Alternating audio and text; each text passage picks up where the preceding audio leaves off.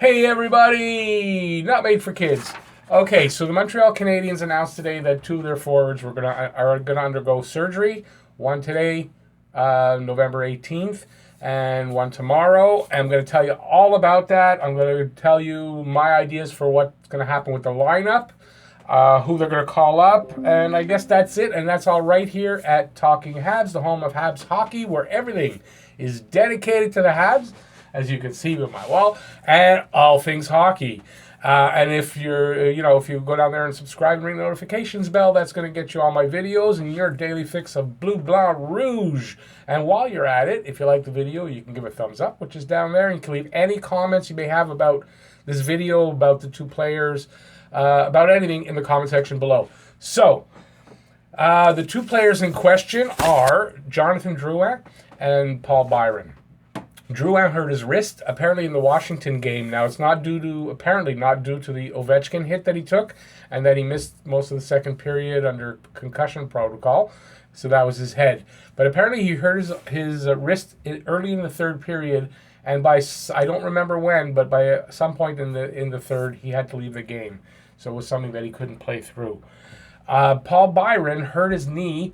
I think it was 16:51 of the third. There was a play, and I don't remember if he got hit or he twisted his knee somehow on the ice, but he had to hobble off the ice. He was definitely in pain, and he did something, and apparently bad enough to have surgery, and he's going to miss a little bit of time. Now, Drouin is supposed to be out for a minimum of 8 weeks, and Paul Byron is listed as indefinitely. So now that begs the question of this. What is the lineup going to look like tomorrow night for the game against the Blue Jackets? So I'm looking at it like this, and I think this might be one of the reasons why on the last game that in the second period, Julian moved Domi over to the wing and had Suzuki as the second line center. He shifted him from the right wing to the second line center and Domi over to the left wing. So that might be why that happened, because he knew that Drouin was going to be out, and yet he wanted to see what Suzuki would look like, second line center, and what Domi was going to look like on the wing. So I kind of expect this experiment to go on for another game or two. They've got back-to-back games starting tomorrow night in Columbus, and Wednesday somewhere, I can't remember. I know Saturday it's in New Jersey, Ottawa. They're at home to Ottawa on Wednesday. So with this in mind, let's go over what I think is going to be the lineup without a call-up. Because Charles Hudon is here. Yes, he was sent back down after the last game, but it was for a technical reason, and they called him right back. So there was something to do with, it's a money saver that they had to do this on paper. So Hudon is still here, which means they can still fill out a lineup because we still have Wheel, but we don't have any spare players. Who's going to get called up? What is the lineup going to look like? So I think this way. I think Thomas Tatar is going to go back up to the left wing on the first line, which he did in the last game. Tatar, Deneau, and Gallagher, obviously, great line. I'm glad they're back together.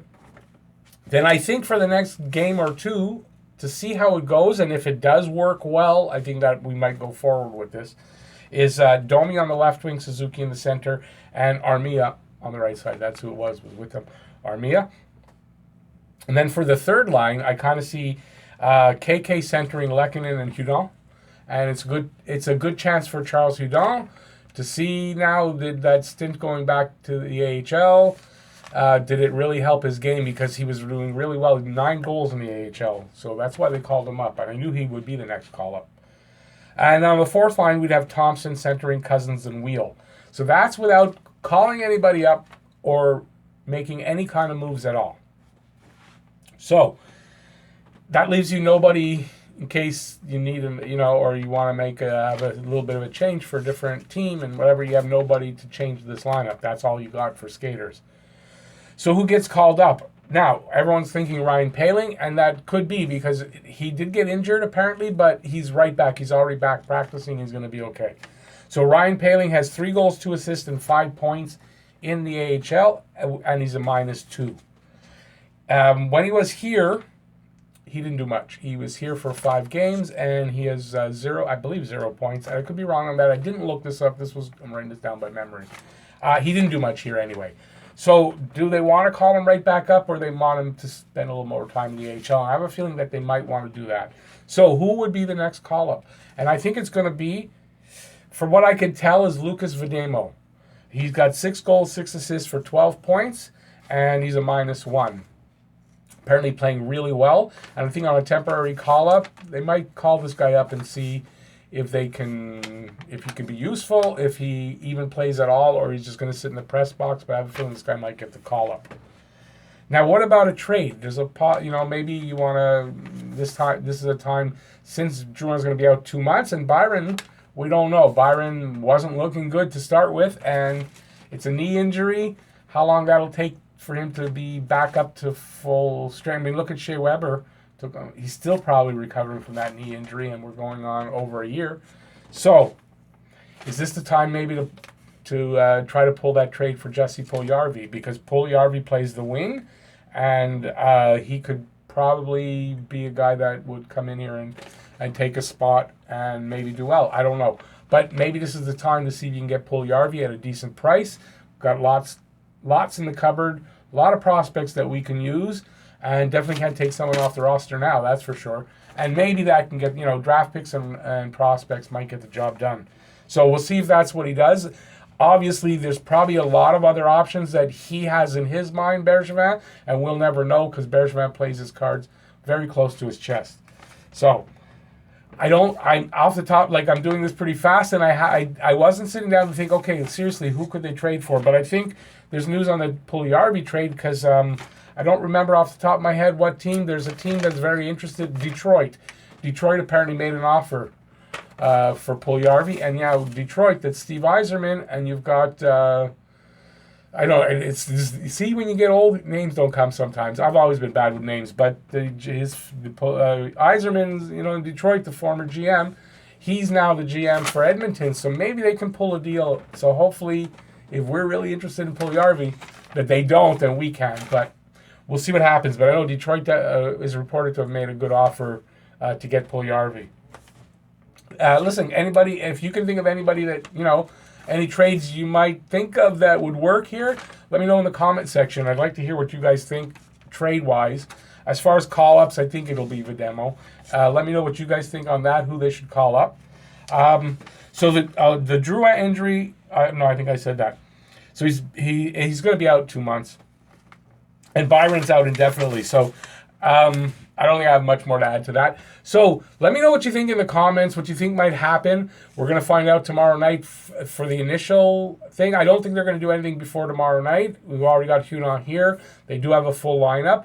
And they might call up Vedemo. So if there's a call-up, I think we'll hear that by then. And we'll see what happens by tomorrow. So I guess that's all I got to say. I'm kind of rambling now anyway. So thanks for watching this video. I thought I'd bring this to you in case you guys hadn't heard, and there was the update about how long and everything. So if you like the video, give it a thumbs up. And go down there and subscribe and ring the notifications bell. And that's going to give you your daily fix of Bleu Blanc Rouge right here at Talking Habs. And let's hope that Drouin is okay. He heals properly, comes back, and he continues on the way he's been playing, because I hope it doesn't affect him when he does get back and he's back to his old self. I don't want to see that. And for Byron, I hope everything works out for the surgery and he can recover pretty quickly and actually get back to being Paul Byron, because we could really use Paul Byron again. It sucks to have him playing the way he has been playing. In the off season, I was talking about that maybe it's time to trade Paul Byron. See how he fits, how the lineup's going to look, and maybe they should have.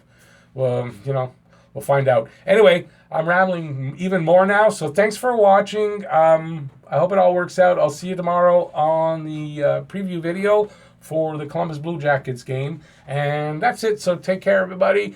Thanks for watching again from Talking Habs. Go Habs, go! And I'll see you all next video.